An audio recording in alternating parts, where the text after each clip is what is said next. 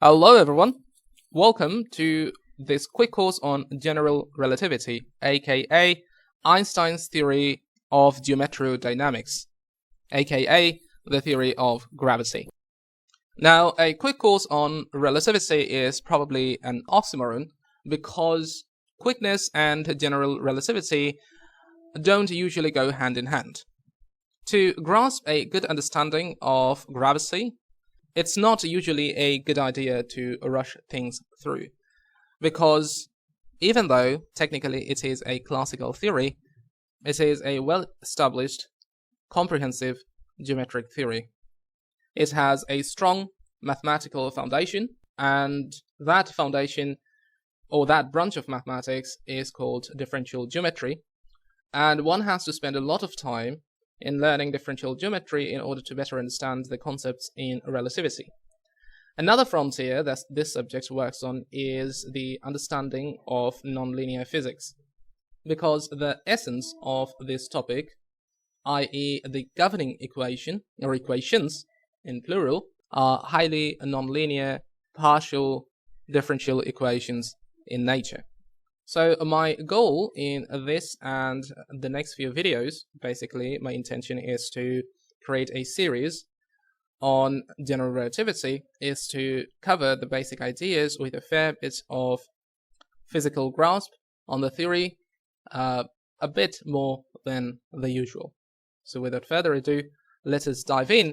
In today's video, what I am going to do is to provide you a physical understanding of the basic terminologies and the basic concepts used in the physics of general relativity.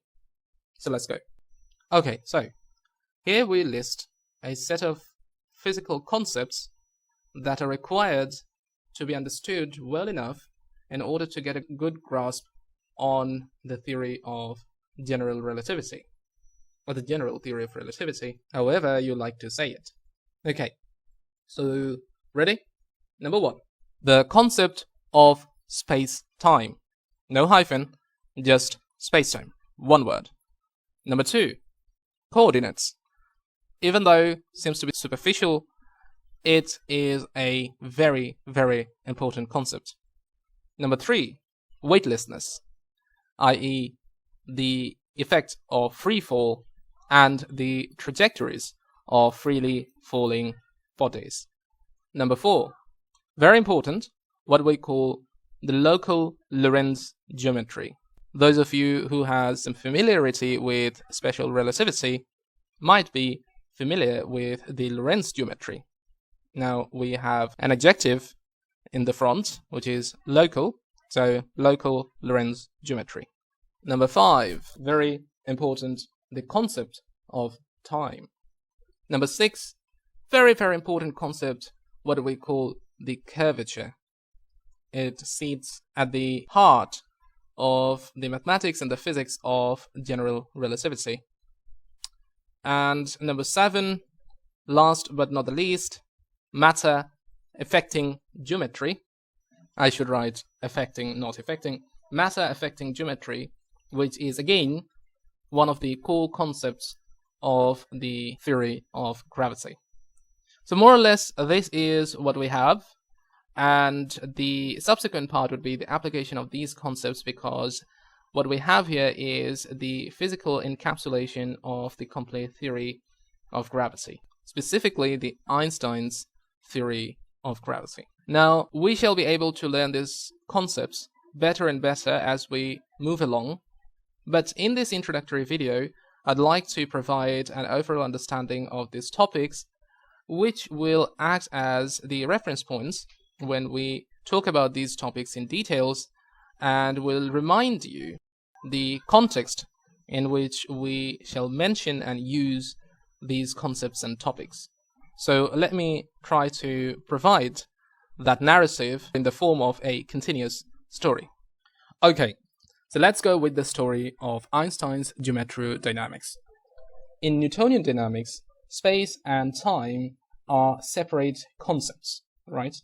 So Newton said there exists a three-dimensional space and a quantity which is called universal time, And the reason it's called universal is because the flow rate of this time parameter is the same for every observer in that universe. Now here comes Einstein, almost 3 centuries after Newton, with his famous idea of special relativity, and he showed us that time, in a sense, that we have a preconceived notion of, is not an universal parameter. In fact, just like the spatial coordinates transform with the observer, so does time. So time can be treated just as one of the spatial coordinates, and all spatial dimensions and time do possess a mutually interdependent transformation laws. So in essence, we do not have just a 3-dimensional space and a universal time. We have a complete 4-dimensional space, sometimes also called manifold, which is called space-time, not hyphenated, but one single entity, space-time. To be fully honest, the 4-dimensional space-time and the idea of it is not solely related to Einstein, but also to his teacher Minkowski, and the quote-unquote flat space-time is attributed to Minkowski. And Minkowski in space-time is not simply Newton's 3-dimensional space and universal time. They're not the same concepts. 4-dimensional space-time is a complete entity in and of itself, which doesn't have anything outside of it, and we don't need external space or higher dimensional space to contain it. And not only, as we shall see later, the dynamics of particles and systems take place in the space-time, but the space-time itself is also a player in the theory of physics. Mathematically, just like any other space or manifold, the 4-dimensional space-time is also comprised of points, right? But in physics, we call the points, the constituent points of space-time, as events. So 4-dimensional space-time is essentially the collection of all the events where the dynamics of the particles take place. We typically denote the events with uppercase letters. So for example, P denotes a certain point, then Q denotes a different point, and when they're written in the uppercase letters, they, for now, denote these events. Now, these letters inherently do not have any number associated with it, but it becomes immensely clear immediately that just like in 3-dimensional space, we can have in 4-dimensional space a set of coordinates, i.e. a collection of 4 numbers to denote each events in such a way so that a point or an event in space-time can uniquely be identified with those quadruple of coordinates. So for example, we can write t, x, y, and z, each denoting one coordinate for the event of P, and in total we have this quadruple of coordinates denoting the point P together and completely.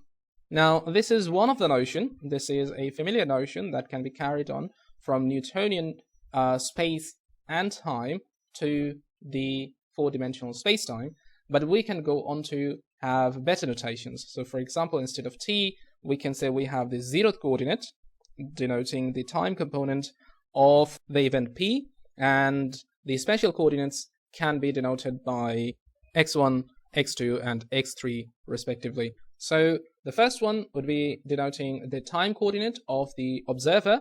The correct thing to say would be from the perspective of an observer. And the latter 3 will be denoting the spatial component of the observed point with respect to an observer.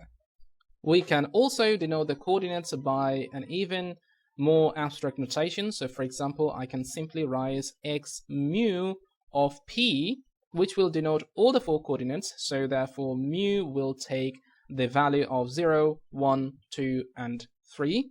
And this, in short, encapsulates the quadruple coordinate set we have written above. Now, the important thing to see in the introduction of coordinate is that coordinate is not a priori present in a physical system, but coordinates help us to calculate things much more easily And to be honest, I don't know how would we calculate things without the help of the coordinates. So they are important, but more importantly, they are the placeholder of the events, these quadruple numbers. They are not inherent to the description of geometry. Now that we have known the fact that particle dynamics takes place in four-dimensional space-time without any coordinates, but if we want to calculate stuffs, we need coordinates, and the fact that coordinates are there just to help us, and we need to separate the wheat from the chaff, that means the physical information from the coordinate interpretation, the next natural course of questioning would be, then how do the particles move in a space-time? And the answer is analogous to the mechanics in Newtonian spacetime. That is, if there is no a priori forces acting on the particle or the particles under consideration, then they, or just a single particle, should move on a straight line. Now the fact is, when we go from the flat spacetime, the flatness has to be defined later, from a flat spacetime to a curved spacetime, or from a flat space or a flat manifold to a curved manifold, of course, the concept of straight line gets destroyed. However, the concept of straightness can be retrieved locally. And this is an interesting fact, that the concept of straightness is still possible, but not in a global sense, right? It's only straight in the vicinity of a given point. Now, that is why, and throughout the general relativity, we shall see the concept of locality becomes important, and the concepts which will correspond to an extended region in spacetime will need very careful considerations. In special relativity, we can define a global frame of reference, which we have called the global Lorentz frame, or just the Lorentz frame. Now, we have to define the mechanics in a local Lorentz frame. And in a local Lorentz frame, a particle which is not acted upon by an external force, and when we say an external force, remember, we mean all the non-gravitational forces, because the tenet, or one of the tenets, of general relativity is that gravity is not a force, but just a manifestation of the curvature of space-time. So therefore, in a local Lorentz frame, a particle that is not acted upon by a non-gravitational force must move on a straight line.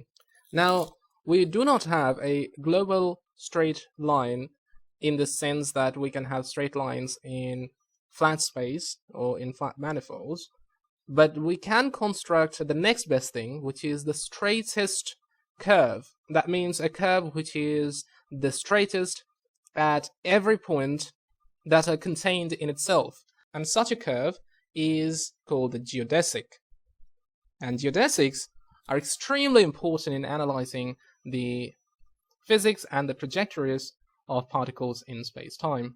Now, given a curve in space-time, we can always describe it by appropriate parameterization, and one of the best parameters that we can choose is what we call the proper time, and we denote it by tau. Now, proper time is a very special parameter because it is the time that's been measured by the particle itself. So it is different from all the other observers' measured times. It is a unique parameter, well, unique up to some degree.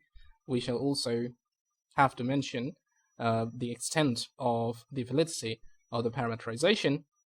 But in short, proper time always remains a good parameter for any trajectory in space-time. Now, in a general space-time, two particles with parallel trajectories might not remain parallel. In fact, in almost always, they will not remain parallel. And the reason that this parallelness is being violated, so they may converge or they may diverge, this is always dictated by how curved the spacetime is. And so we need to measure that by a physical quantity, which is also mathematically important, a quantity which we call the curvature. all right? And we can always measure it in different ways. But then the question becomes, how does a space-time becomes curved in the first place? And that is where we have to introduce the relation between the source and the curvature. That is done by a postulate which is at the heart of this whole saga, and that is called Einstein's field equations, or EFT in short. Basically, what it says is the source, which might be momentum flow, which might be energy flow, or just stress on the space-time, can actually bend the space-time itself. And this interaction is encapsulated in the field equations. Now, the field equations are not accidents. They do not fall from the sky, pun intended. Field equations are dictated by a certain set of conservation laws, which are expressed by a set of mathematical identities called Bianchi identities. And that concludes the introduction of the whole theory. Just to recap, just to be sure, let us summarize concretely the content of Einstein's theory of geometry dynamics for gravity. All right? So here is the summary. Pay attention. The first one talks about the geodesics. Locally, the geodesics appear straight. Locally means locally in a Lorentz frame, the geodesics appear just like straight lines in the flat space. All right? So that's number one. The second one talks about the real meaning of gravitation.